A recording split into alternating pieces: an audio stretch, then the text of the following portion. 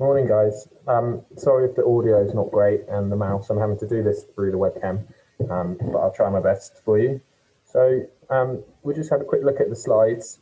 I can go through with you. So it says here that for every one apple, there are 4 oranges. So that is true.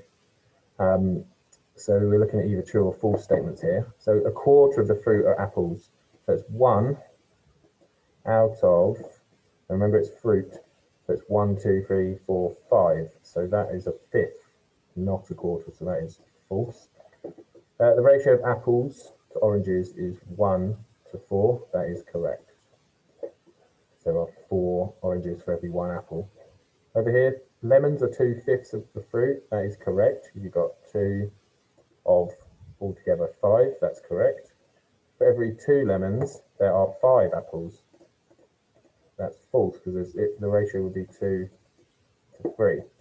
So again, down here, lemons to apples, 2 to 5, false. These statements are the same thing, just represented differently. Next one, deeper. So look at the ratio and fraction statements for this bag of marbles. Find the number of each different colour marble in the bag. So we've got 60 marbles. So let's have a little look. Yeah, that's a pretty bad bar, but we'll go with it. 60. So a third of them are blue. Right, so these are going to be blue. We know that a third of 60 is 20 by dividing it by 3. Then it says red to white is 1 to 3. So if we see there's actually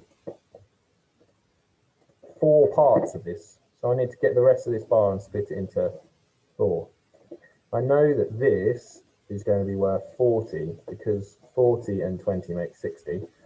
So now I can split that 40 between these into 10s, 20, 30 and 40.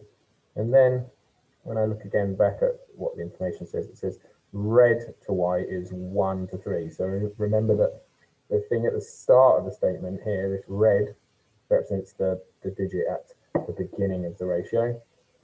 So there are 10 red ones, 20 blue ones, and then 3 10s are 30 for the white marbles.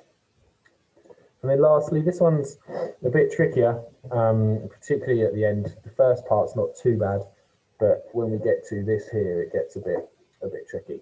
So 1/14 of the value of the bag is 1p coins. Okay, so we've got values going on, but then we've also got quantities of coins. So we're going to need to look at both at different times.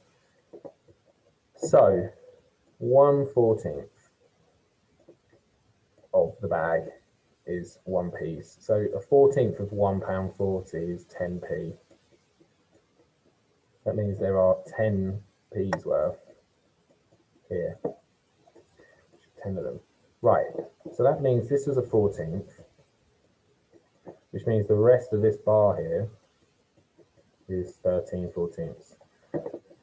Right, so the only other information we've got to go on is this here, okay? I'm just going to get this over here, pull this down here for a bit. Oh, that's attached to that. Try again. Right, let me just get rid of this. So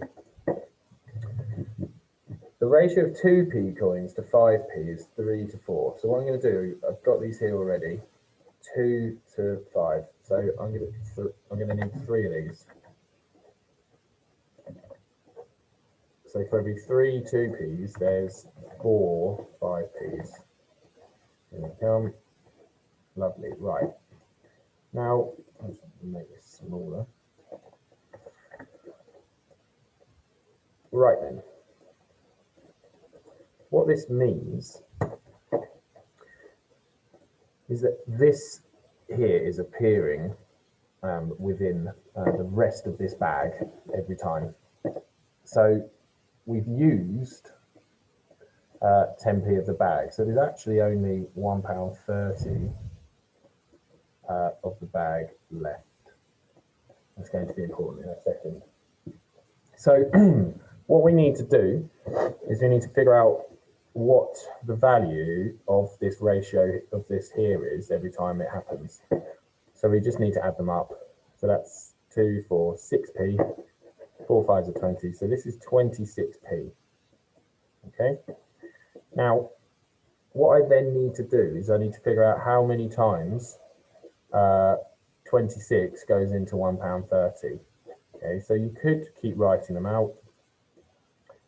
52. Let's add another one. It's going to be 8, 78. Then it's going to be 104. And then lo and behold, 130.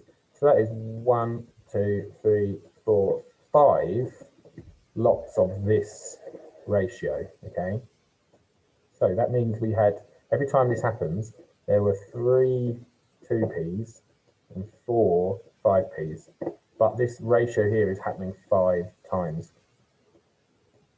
So we've got 15 2p's. And then we've got 5 lots of 4, which would be 20 5p's.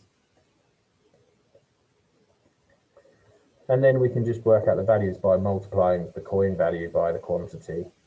So it's going to be worth 30p, and 25 are 100. And then if you see 10, 30 is 40, add the 100 is £1.40. Hopefully that helps you guys. Good luck.